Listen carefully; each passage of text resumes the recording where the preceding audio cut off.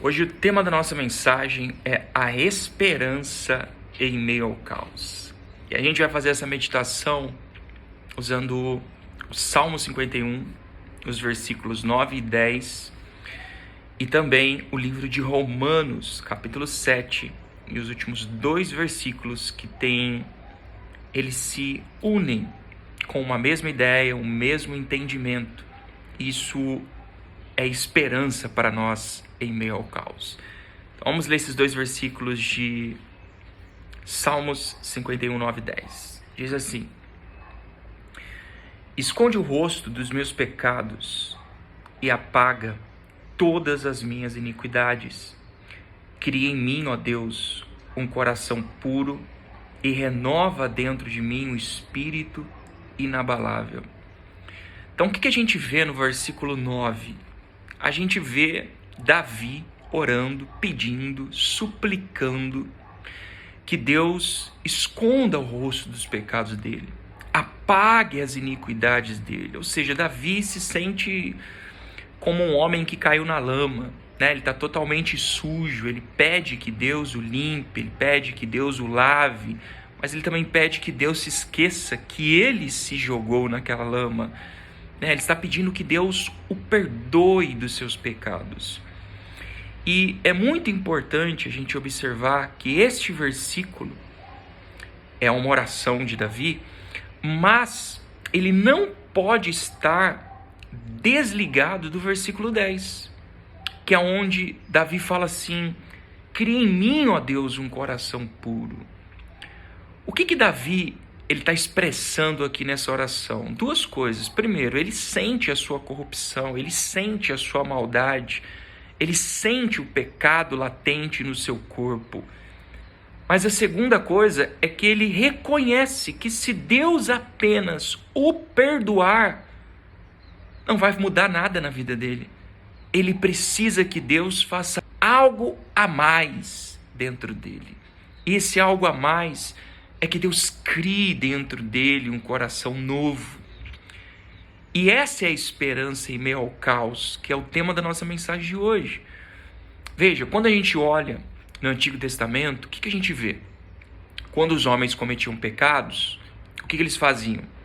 Eles iam e apresentavam um animal em sacrifício. E o sangue daquele animal, simbolicamente, apagava a ira de Deus, removia os pecados daquelas pessoas, mas elas voltavam novamente aos seus próprios pecados. E por quê? Porque o sangue daqueles animais não tinha poder de mudar aqueles homens. Agora é diferente do Evangelho. O Evangelho nos diz que há sangue derramado pelo pecador. Porém, este sangue tem poder de mudar o pecador. É isso que Deus fala lá no livro de Jeremias, quando ele fala que fará uma nova aliança com o seu povo. Ele diz que fará uma nova aliança, mas parte desta aliança é o derramamento do Espírito dele dentro daquelas pessoas. Ou seja, não apenas seria derramado sangue para a purificação dos pecados, mas também algo seria acrescentado a esse sangue que seria derramado, a essa nova aliança, que seria o derramamento do Espírito. E quando nós vemos Davi orando, Senhor, esconde o rosto, apaga as minhas iniquidades, ele não fica só nisso. Ele diz, cria em mim um novo coração, renove em mim um espírito inabalável. Quer dizer, se o Senhor não fizer algo que vai além do perdão, se o Senhor não construir dentro de mim um novo coração, um espírito renovado, eu vou voltar aos mesmos erros. E essa é a maravilhosa mensagem do Evangelho de Jesus Cristo. É que não apenas os nossos pecados são perdoados, mas Deus faz algo a mais. Deus nos dá o Espírito dele. E é o Espírito de Deus que, trabalhando dentro de nós, nos muda, nos converte, nos faz ter nojo do pecado, nos faz nos desesperar quando nos depararmos com aqueles pecados que outrora cometemos. É o Espírito de Deus trabalhando ativamente dentro de nós, que faz com que o perdão que nós recebemos dos nossos pecados seja válido, porque o Espírito de Deus dentro de nós vai nos moldar no novo homem.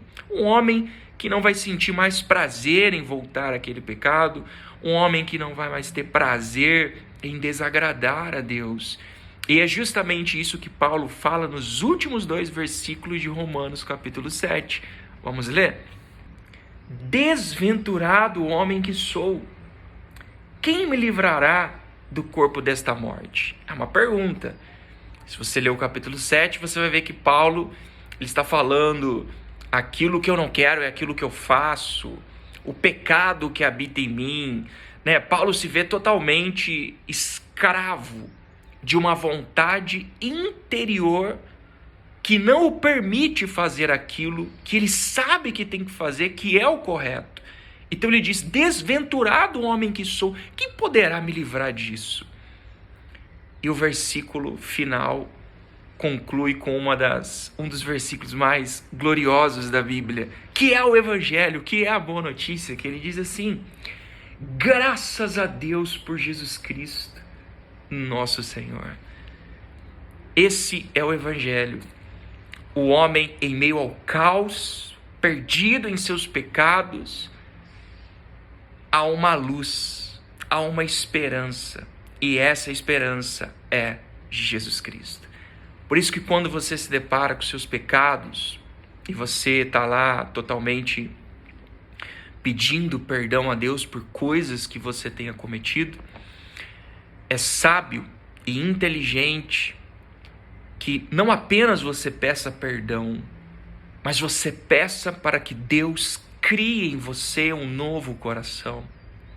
Porque isso faz parte da aliança que Deus fez com o seu povo. Não é apenas perdão de pecados, mas é transformação, é renovação, é ser renovado em sua mente, ser transformado em seu coração. É isso o que nós temos na aliança que Deus fez com o seu povo em Jesus Cristo. Perdão de pecados, mas nova criatura, novo coração, novo nascimento, esperança em meio ao caos. Deus abençoe sua vida.